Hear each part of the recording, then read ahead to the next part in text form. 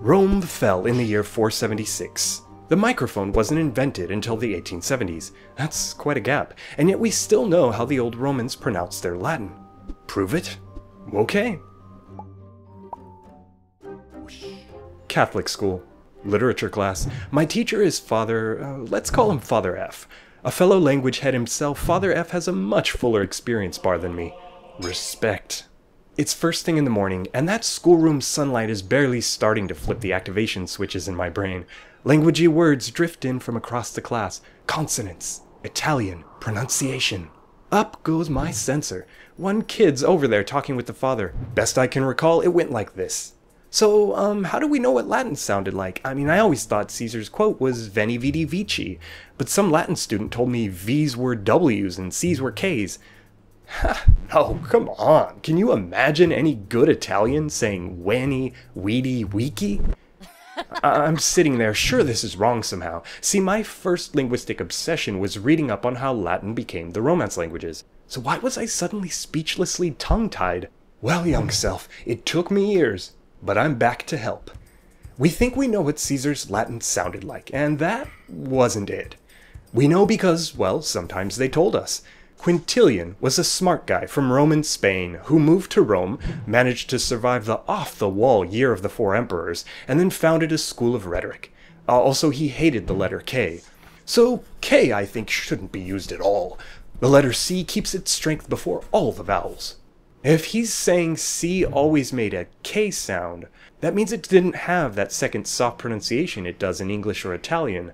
But that's one grammarian say so. Things could look different when all the evidence comes in, which is exactly what one Czech linguist claims about the letter R. Your Latin textbook says it's a trill. She argues it's a tap. Ere, re. We're just gonna have to piece together the evidence ourselves, starting with ancient authors writing in good Latin. The first clue they give us is the alphabet, which was meant to fit Latin sounds. You hear that, English? So when they wrote words differently, like anus, anus, and annus, it's a face value hint that they said them differently, meaning that long a, which sometimes has this little apex, doesn't sound the same as short a. And double consonants don't sound like single consonants. In the hands of Virgil, the epic poet, that C and say alphabet is jammed into a precise structure, Poetic Meter.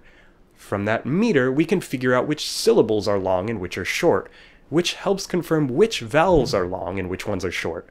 So some E's are longer than other E's. But go look for short E on inscriptions and you'll find something interesting. Or won't find, because it might be representing an A. Why?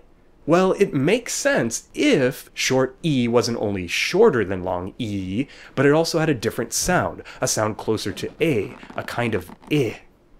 Romans left even more clues when they marched right into foreign language territory and got raided by Germanic tribes. Linguistic raids. We're all taking words, guys. What do you want? Oi, bring me back some wine. I want a wall. Yep, those are Latin words and bad accents. And they make it look like v's were was at the time, something we'd already be suspicious of from poetry and word pairs. So yes, good Latin was spreading, but back home, the Roman rabble was busy turning it bad. Good Latin writers noticed, though, and even included characters speaking the bad Latin, the SERMO VULGARIS, especially for a good laugh. But bad Latin can still be good evidence. Down in Pompeii, before the tragedy, a random guy comes along and graffitis the place to make sure we'd forever know that he stopped here with his brother. He does something vulgar, though. He drops the H in the word here. Just a little mistake, right? Later, you find a very dusty, very old book full of cranky corrections, telling you that the word for old is vetulus, not veclus, to say hostiae, not ostiae, and hermeneumata, not erminomata. Come on, people, get it together. Looks like the Pompeii bros weren't the only ones dropping their H's. These mistakes are an interesting kind of proof. I mean, you probably wouldn't beg me to stop dropping my H's unless people were indeed dropping their H's. But what was once linguistic heresy eventually turned into romance. Languages. These all have something to teach us about Latin. Wait, how can new languages be evidence for a dead one? Well, take Spanish or Italian A. It comes from Latin A. But it also comes from short I, but not long E. Kind of like those inscriptions. It's even more evidence for short I versus long E. Also C. The letter C. The Romance languages still love it, but before E's and I's it makes a soft sound. Except in Sardinian. So will good Italians say vincere, in Sardinian conquering is bincere. Now Romance palatalization is another story, but historical linguistics says these languages are whispering at us. Latin C always sounded like K, but most of us changed. They're thumbs up in quintillion. So you see, younger self, all of this is why when Romans talked about conquering, they said vincere, and why Caesar's phrase was veni, vidi, vici. Now, before you go around enforcing reconstructed pronunciation on us, getting the Pope to speak like a real Caesar, think about Latin's living history. This was but one part of the story. Pretty amazing one, though. Stick around and subscribe for language.